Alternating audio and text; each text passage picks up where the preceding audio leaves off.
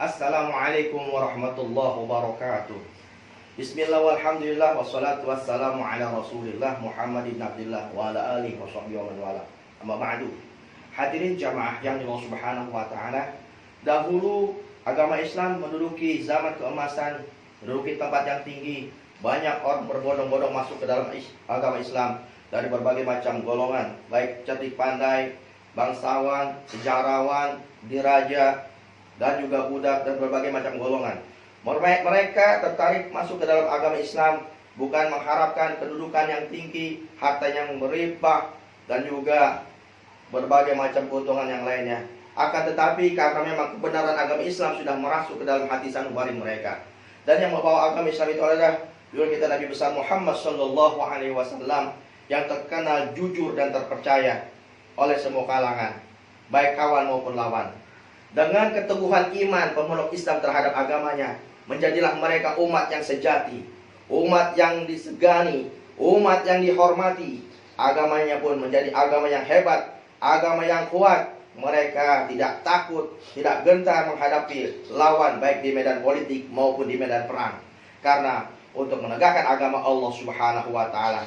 Dan juga mereka sudah mendapatkan jaminan dari Allah Subhanahu wa taala. Allah firmankan, "Fala takhafuhum wa khafuni in kuntum mu'minin."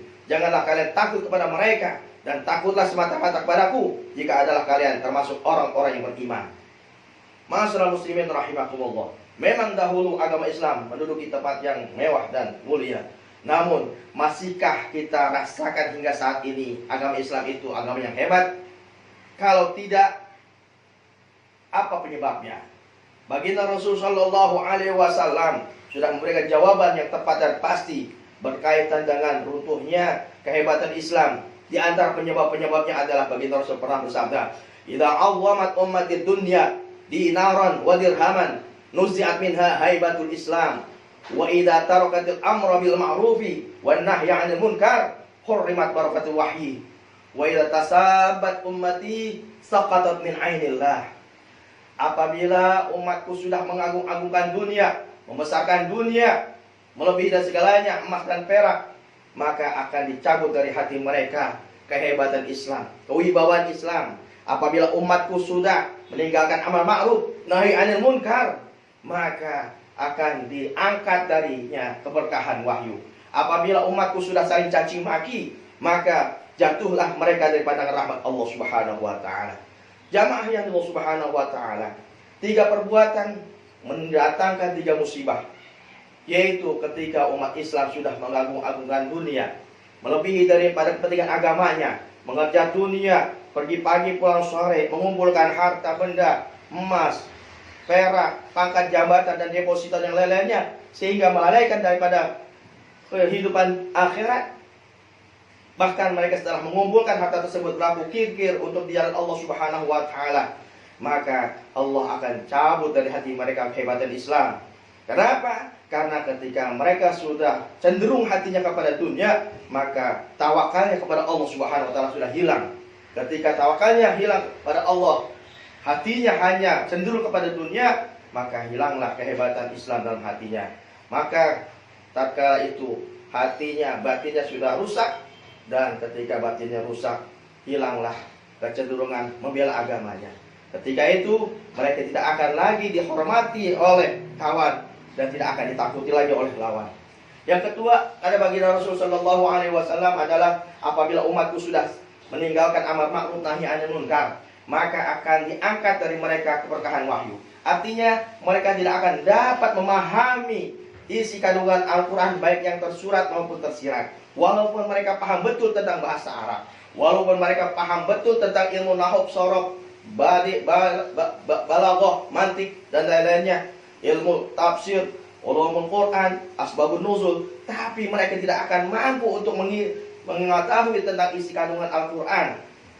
Kenapa? Karena mereka telah meninggalkan amar ma'ruf nahi anil munkar, yang itu semua adalah merupakan isi kandungan Al-Quran. Yang ketiga, kata baginda Rasul sallallahu alaihi wasallam, apabila umatku sudah saling caci maki, saling hasud, saling membuli, saling memfitnah, maka jatuhlah pandangan rahmat Allah dari mereka. Ketika manusia umat Islam sudah meninggalkan daripada persatuan, artinya mereka saling caci maki, saling menghasut, saling membuli, saling menjatuhkan, saling memfitnah, maka itu mereka sudah menjauhkan dari perintah Allah Subhanahu wa taala sebagaimana Allah firmankan, wa'tasimu bihablillahi jami'an wa la tafarraqu. Berpegang teguhlah kalian kepada tali agama Allah dan janganlah kalian berpecah belah. Ketika umat Islam sudah saling memusuhi, saling membuli, saling caci maki, saling menuduh, maka di saat itulah Allah akan memurkai mereka. Mereka tidak akan dirahmati oleh Allah Subhanahu wa taala, akan mendapatkan azab dari Allah Subhanahu wa taala. Oleh karena itu, mari sama-sama. Boleh kita mencintai dunia, tapi hanya di genggaman tangan kita saja. Jangan dimasukkan dalam hati kita.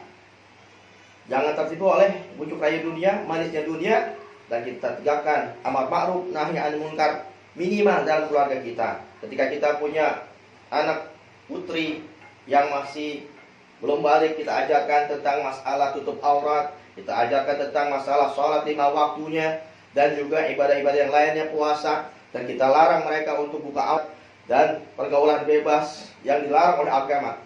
Yang ketiga adalah kita jauhi segala bentuk yang memecah belah umat, sehingga Allah Subhanahu wa taala akan kembalikan kejayaan Islam dan muslimin, sehingga Allah takdirkan lagi Islam ya'lu wa la yu'la alaih.